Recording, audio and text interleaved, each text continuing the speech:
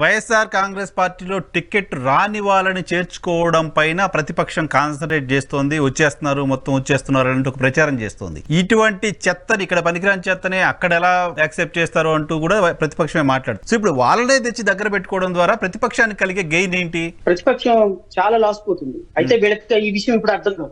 ఇప్పుడు ఉన్నటువంటి బట్టనైతే రేపు బోడుగుండ అయితే కానీ తెలుగుదేశం పార్టీకి జనసేనకు అర్థం కాదు. ఎందుకంటే నరసింహరావు గారు ఒకప్పుడు రాజకీయాలు ప్రజలు చాలా అంటే రాజకీయాలని ప్రజల జీవన ప్రజలు కొంచెం దూరం నుంచి చూసేవాళ్ళు.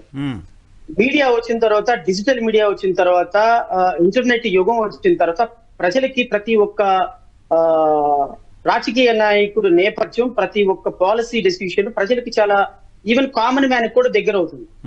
సో ఈ దగ్గర అవుతున్న విధానంలో పొలిటికల్ గా వాళ్ళు ఎంతవరకు అవేర్నెస్ వస్తుంది అనేది నేను చెప్పగలను. ఎందుకంటే మన డెమోక్రటిక్ సిస్టమ్ లో ఆల్టర్నేటివ్ పార్టీ లేనప్పుడు ఖచ్చితంగా ఉన్న వాళ్ళలోనే చూస్ చేసుకోవాల్సి వస్తుంది.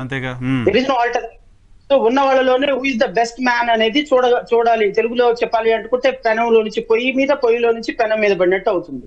సో ఇలాంటి పరిస్థితుల్లో ఉన్నటువంటి ప్రజలకి ఇప్పుడు తెలుగుదేశం పార్టీ చేస్తున్నటువంటి యావగింపు రాజకీయాలు, అసహ్యమైన రాజకీయాలు, వాళ్ళని నేను అంటే రాజకీయంగా వాళ్ళ పాలసీ వాళ్ళది, మా పాలసీ మాది, ఏ పార్టీ పాలసీ ఆ పార్టీకి ఉంటుంది.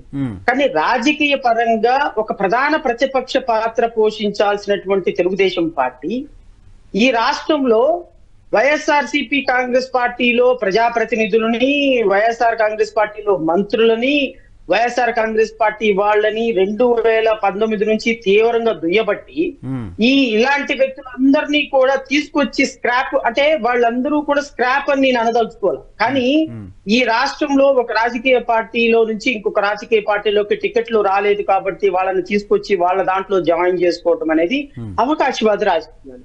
ఈ అవకాశవాద రాజకీయాలకి ఓతం ఇచ్చినటువంటి తెలుగుదేశం పార్టీ దీని వల్ల ఏమి లాస్ పోతుంది అనేది రేపొద్దున 2024 ఎలక్షన్ తర్వాత తెలుస్తుంది. వాళ్ళకి ఇప్పుడు తెలియదు.